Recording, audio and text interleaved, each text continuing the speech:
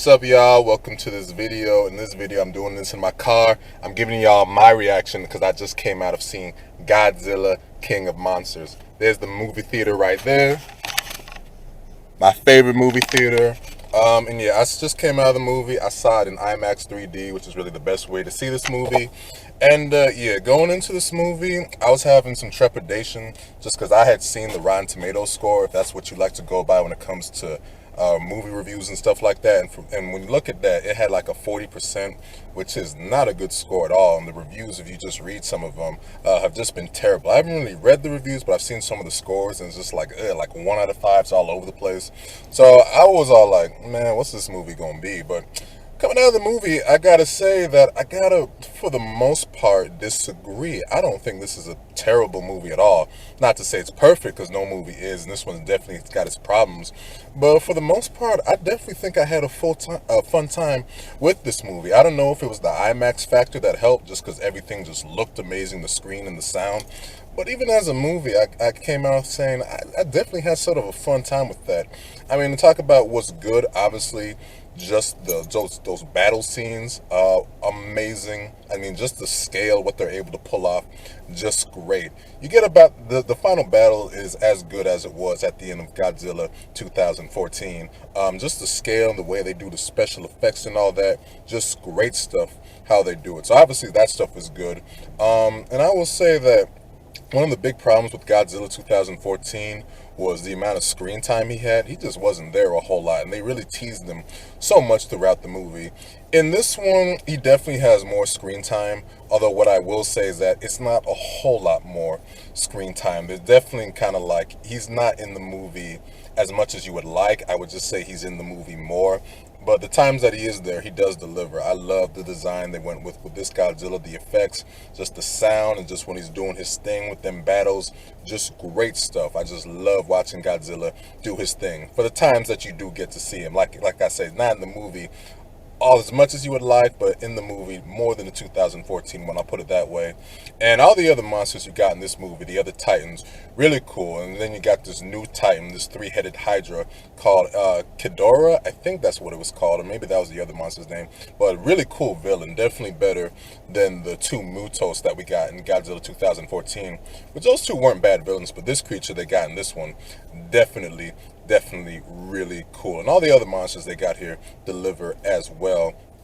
I would say, thinking of something else, oh, another thing, when it comes to movies like this, like Godzilla and Transformers, where the star of the movie is a bunch of special effects, but you still got to have all these humans around, I would say that the human characters in this one were definitely an improvement compared to Godzilla 2014.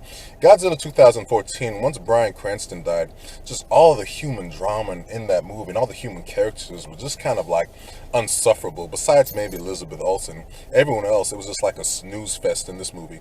This movie, the human characters are a lot better. I would say that Ken Watanabe, he's given a whole lot more to do in this movie, and he's great. I love his voice, and he's got a whole lot more in terms of sort of a emotional side and just sort of his importance. He was really good in this one.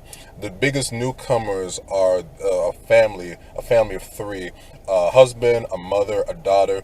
They have sort of an interesting story going throughout the movie. What I will say is that immediately, probably the negative thing I'll say about this movie, and this is right off the bat going in, is that this movie, one of the characters, the mother of this trio, a really unlikable character, man, all throughout the movie, just making just really just dumb decisions that I was just all like, oh my god. Now, thankfully her story sort of ended up saving itself by the end, but most of the movie, she was just a really unlikable character, which if that was the point, then fine, but if that was just like bad script writing, then that was not good at all. Just one more positive when it comes to the humans. There was some good humor in this one at all. Also, a lot more humor than Godzilla 2014. That one, I can't remember like one funny scene or something like that. This one's got some characters making some wisecracks, and I sort of like that because it keeps things fun when you're watching a sort of blockbuster movie like this. Something else that was not good that I think a major negative is that in the middle of the movie, I feel it was got kind of slow. I thought the movie had a whole lot of momentum going for it, but there just came a middle portion where Godzilla was absent. You weren't focusing on the creatures as much. It was sort of the humans sort of doing their thing. Yeah, for me, that part was kind of like, I'm kind of checking my watch here, like what's going on here, because it's not like there's a whole lot of great drama and stuff like that going on with this movie. Thankfully, it didn't last too long, and then you get to the end of the movie, which absolutely does deliver, as a movie like this needs to.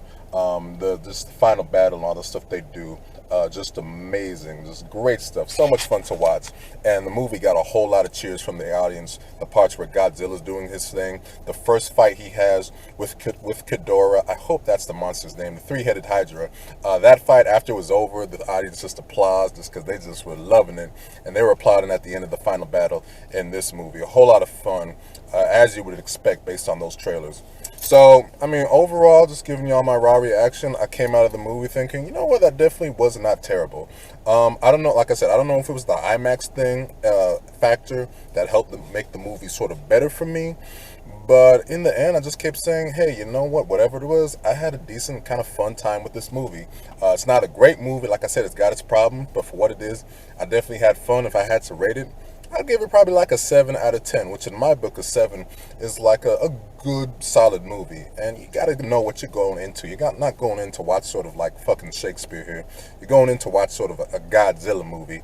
And for what it is, it delivers. Like I said, the major problem for me is that I still don't think they're giving Godzilla enough screen time in these movies to sort of do his thing. Because the movies are great when he's on.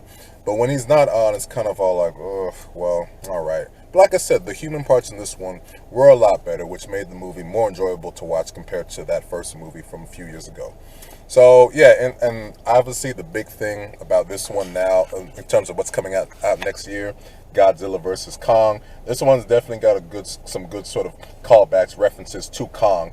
And every time those come up, I can sort of kind of fanboy out, sort of like when the MCU drops its hints of things to come. I was just all like, oh man, I can't wait to see the battle, what they do with that movie coming out next year, to see Kong versus Godzilla.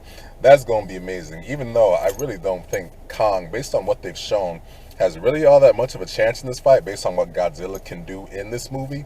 But hey, and if they can deliver on that battle, that is just going to be some epic shit right there. So enough rambling in this video. I hope you all enjoyed, and thank you for watching.